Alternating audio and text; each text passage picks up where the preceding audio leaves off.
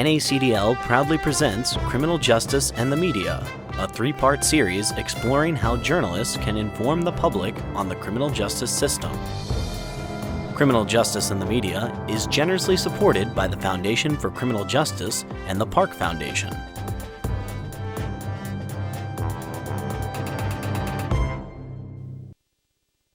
Hello and welcome to Criminal Justice and the Media, a three-part tutorial series that explores how journalists can effectively inform the public on one of the most important, dynamic, and omnipresent forces in American society, the criminal justice system.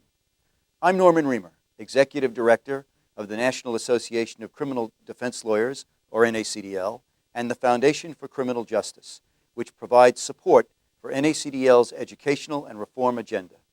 A primary objective of that agenda is to elevate public understanding about how the nation's massive criminal justice system actually operates.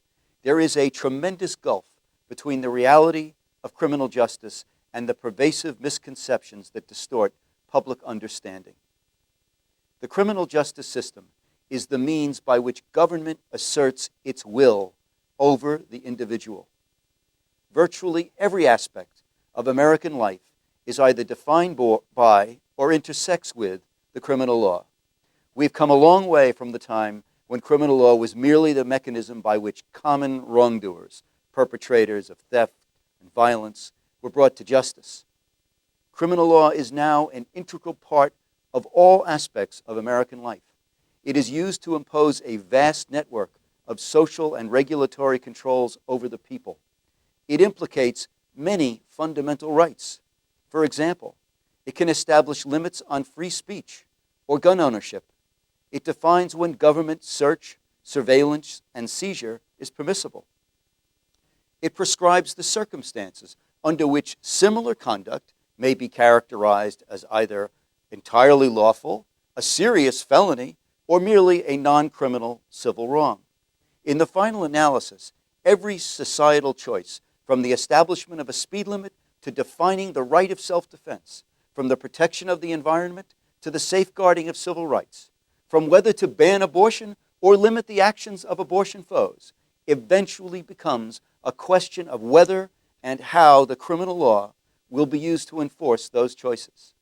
As a nation with more than 2 million people in some form of detention in federal and state prisons and jails, the U.S. has the highest prison population in both absolute numbers and per capita of any nation on earth.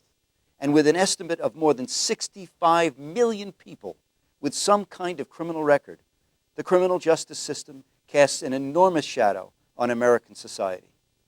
For these reasons, it is critical that the public have a solid understanding of the criminal law and the constitutional principles that shape it.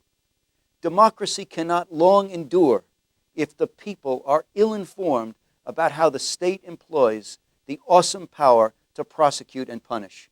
A knowledgeable public must recognize and understand evolving criminal justice policies and the trials and appellate decisions that define the impact of those policies. It is only then that the public can determine the proper scope of its criminal justice system. And we cannot have an informed public without journalists who truly understand the criminal justice system and how it operates. It is they, the women and men who every day report on crime, who bear a special responsibility to inform and educate the public. It is these journalists upon whom the public depends to understand the nation's approach to criminal justice policy, the trials and appellate decisions that result from those policies, and the impact of those policies on every person in this country.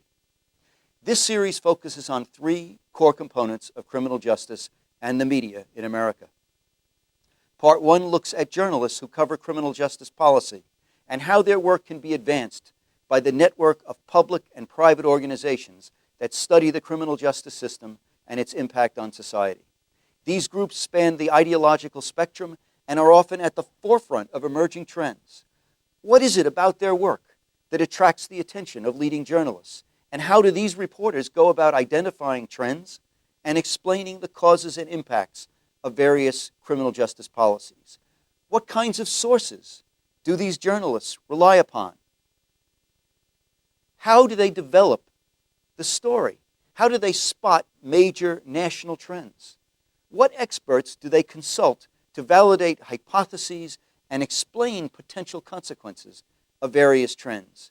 And how do they explain the practical impact of intricate legal and policy choices on individuals and society? Another segment of our series looks at the most visible and often least understood aspects of the criminal justice system: trials. How can a journalist effectively cover a trial so that the public truly understands the legal and factual issues? How can they prevent either the parties in a case or outside interests from distorting the true issues in the trial? What role can and should journalists play to prevent the kind of mischaracterization and misunderstanding that often breeds cynicism for the trial process and the justice system? Or conversely, how can they responsibly and accurately expose systemic flaws?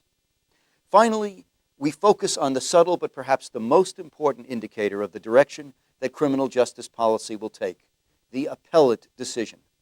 How can journalists identify key appellate issues and effectively explain an often complex appellate process? And how do they translate the key legal issues into terms that are readily understandable to the public? How do they effectively cover an appellate case and ultimately report and explain the real-life consequences of those decisions? We are pleased that some of the finest journalists in the country joined us for this series, and we thank them for their eagerness to share their passion for criminal justice and their pride in the journalism profession. For our segment on criminal justice policy, I was honored to lead the discussions. Our guests were Gary Fields, criminal justice reporter at the Wall Street Journal, and Carrie Johnson, justice correspondent at National Public Radio, or NPR. For the segment on trials, we had a conversation between Susan J. Walsh and Linda Deutsch. Susan Walsh, a leading attorney with nearly 20 years of trial experience, is a partner at the law firm of Vladeck, Waldman, Elias, and Engelhard in New York City. A member of NACDL since she was in law school, Susan serves on the executive committee of the New York State Bar Association's Criminal Justice Section and on the board of directors of the New York State Association of Criminal Defense Lawyers. Susan interviewed Linda Deutsch, the nation's dean of trial journalists. Linda Deutsch, an award-winning courts correspondent, has covered trials for nearly 50 years for the Associated Press and is the co-author of Covering the Courts, an Associated Press manual for reporters. And she was a Pulitzer Prize nominee for her coverage of the famed O.J. Simpson criminal and civil trials. Among other trials she covered for the Associated Press, Linda covered the trials of Sirhan Sirhan, Charles Manson, Patty Hearst, Angela Davis, Daniel Ellsberg, John Z. DeLorean, the Exxon Valdez skipper Joseph Hazelwood, William Kennedy Smith, and the Menendez brothers. Linda Deutsch continues her work covering trials to this day. Finally, in the appeal segment, the discussion was led by Ivan Dominguez, NACDL's Director of Public Affairs and Communications. Ivan Dominguez is trained as both a lawyer and a journalist. After practicing for more than 10 years in New York City, including a several-year tenure at the law firm of Cadwalader, Wickersham, and Taft, including as the firm's Director of Pro Bono and Diversity and Community Relations, Ivan pursued his lifelong interest in journalism by earning a master's degree at the Columbia University Graduate School of Journalism. He joined NACDL in 2008 and was appointed Director of Public Affairs and Communications in 2012. Ivan interviewed two of the most highly regarded Supreme Court journalists, Adam Liptak, Supreme Court correspondent at the New York Times, and David Savage, who covers the Supreme Court for the Los Angeles Times and the Chicago Tribune. NACDL gratefully acknowledges the support of the Park Foundation and the Foundation for Criminal Justice for their support of this project.